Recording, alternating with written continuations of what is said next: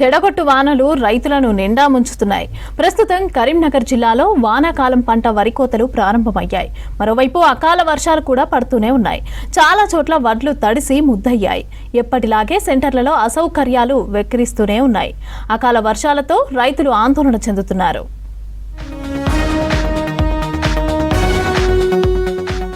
వడ్ల కొనుగోలులో సరైన సౌకర్యాలు లేకపోవడం ఓవైపు, వర్షాల భయం మరోవైపు అన్నదాతలను ఆందోళనకు గురిచేస్తున్నాయి.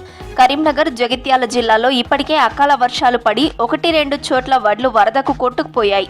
ఏటా ఇదే సీజన్లో చెడగొట్టుడు వానలు కురుస్తుండటంతో అన్నదాతలు అవస్థలు పడుతున్నారు. టార్పాలిన్లు అందుబాటులో ఉంచి వెంటనే కొనుగోళ్లు జరిగేలా చూడాల్సిన అధికారులు నిమ్మకు నీరెత్తనట్లు వ్యవహరిస్తున్నారు.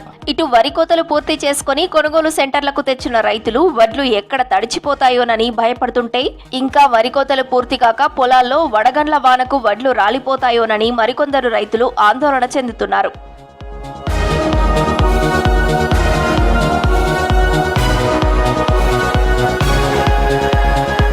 ఉమ్మడి కరీంనగర్ జిల్లాలో ఈ వానాకాలం సీజన్లో 12 లక్షలకు పైగా ఎకరాల్లో వరి సాగు చేశారు. నిరుటితో పోలిస్తే దొడ్డు రకం వరి సాగుతో పాటు సన్న రకాల సాగు పెరిగింది. రాష్ట్ర ప్రభుత్వం క్వింటాల్కు 500 బోనస్ చెల్లించి కొనుగోలు చేస్తామనటంతో సన్నగింజ వరి రకాల సాగు గణనీయంగా పెరిగింది. కరీంనగర్ జిల్లాలో 3.5 లక్షల ఎకరాలు, పెద్దపల్లి జిల్లాలో 3 లక్షల ఎకరాలు, జగిత్యాల జిల్లాలో 3.8 లక్షల ఎకరాల్లో, రాజన్న సిరిసిల్ల జిల్లాలో 2.5 లక్షల ఎకరాల్లో వరి సాగును అంచనా వేశారు అధికారులు. లక్షల మెట్రిక్ టన్నుల ధాన్యం దిగుబడిని ఊహిస్తున్నారు. ఇందులో సన్న రకాలు, ఇతర వెరైటీలు, విత్తన వడ్లు, ఇంటి అవసరాలకు వినియోగించుకునే ధాన్యం, బయటి రాష్ట్రాలకు అమ్ముకునే వడ్లు పోను, కొనుగోలు సెంటర్లకు పెద్ద ఎత్తున ధాన్యం రైతులు అమ్మేందుకు తెస్తారని అంచనా వేస్తున్నారు. ఈ మేరకు అవసరమైన కొనుగోలు కేంద్రాల ఏర్పాటు చేయాలని నిర్ణయించారు. కొన్ని ఐకేపీ సెంటర్ల ద్వారా, మరికొన్ని ప్రాథమిక వ్యవసాయ సహకార సంఘాల ద్వారా, మరికొన్ని DCMSల ద్వారా కొనేందుకు ఏర్పాటు చేస్తున్నారు.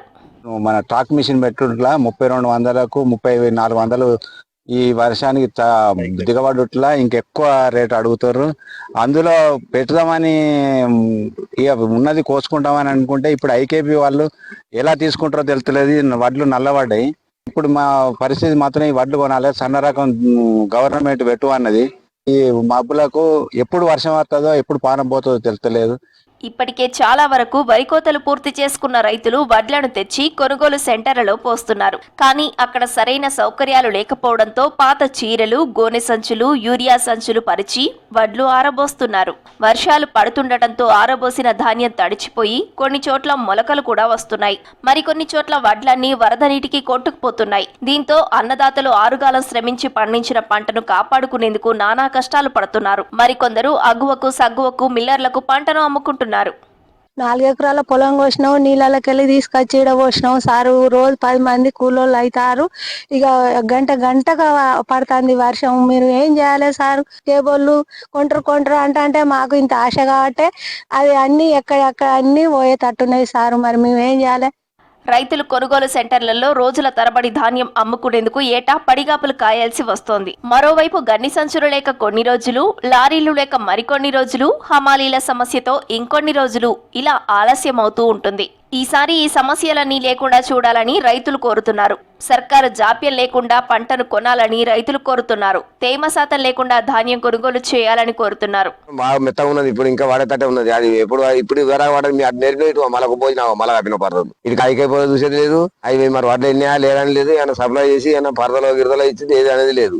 అంత ఇబ్బంది అవుతుంది. వరి కోతలు పూర్తయిన రైతుల వడ్లు ఎప్పటికప్పుడు కొనుగోలు చేయడం ద్వారా ఇబ్బందులు తలెత్తకుండా చూడాల్సిన బాధ్యత సర్కార్ పైనే ఉంది. ఈ మేరకు సర్కారు చర్యలు తీసుకోవాలని రైతులు కోరుకుంటున్నారు.